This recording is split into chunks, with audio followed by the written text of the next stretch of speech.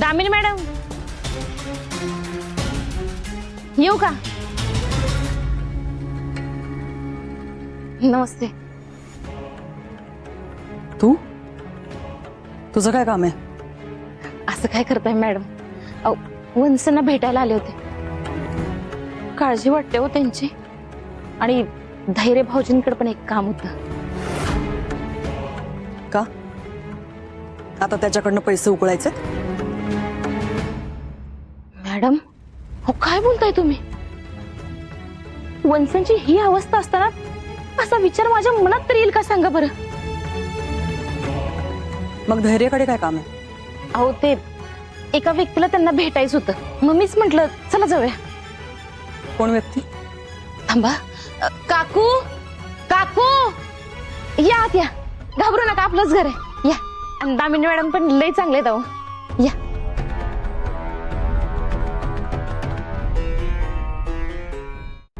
कोण आहेत या? आणि यांचं धैर्यकडे काय काम आहे?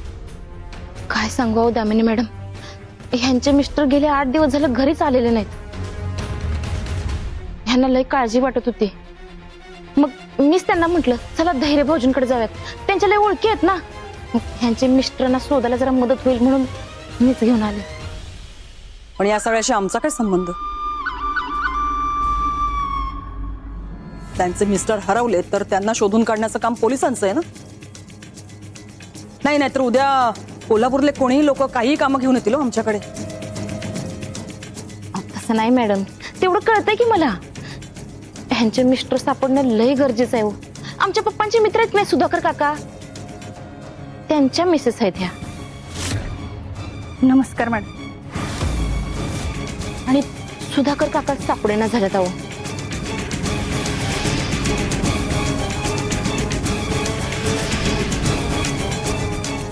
सुधाकर काकांचं नाव घेतल्यावर दामिनी मॅडम एवढ्या का दचकल्या? नक्कीच काहीतरी गडबड आहे. त्या डायरीबद्दल आत्ताच काही बोलायला नको. आधी ह्या काय म्हणतात ते बघून घेते. दामिनी मॅडम आम्ही लय आशेनं आलोय. धैर्य भाऊजी आम्हाला मदत करतील ना? धैर्यकडे जायची गरज नाही. म्हणजे त्याच्या डोक्याला खूप ताप आहे ना. मी आहे ना, मी बघते काय करायचं ते. मी बघते. काय नाव म्हणालात तुम्ही? सुधाकर जाधव. ठीक आहे. मी बोलते पोलिसांशी. हा तुम्ही मिसिंग कंप्लेंट वगैरे काही केलेली नाहीये ना? हो मॅडम, केले मी. हो मी बघतो.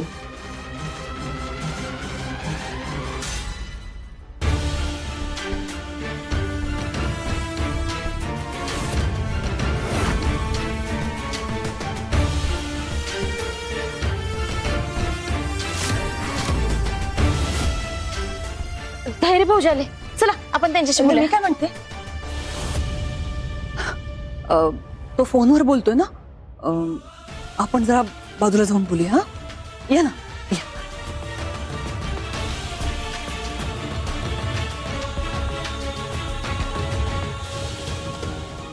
दामिनी मॅडम माझा संशय खरा ठरला.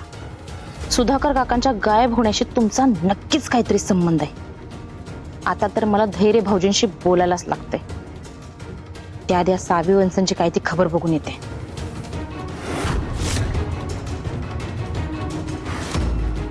मग काय झालं माहितीये? मग तिकडं खूप मोठा राक्षस आला. हा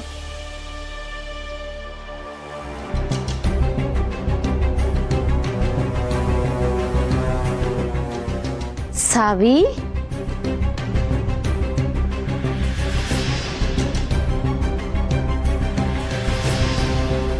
काय करतेस ग तू?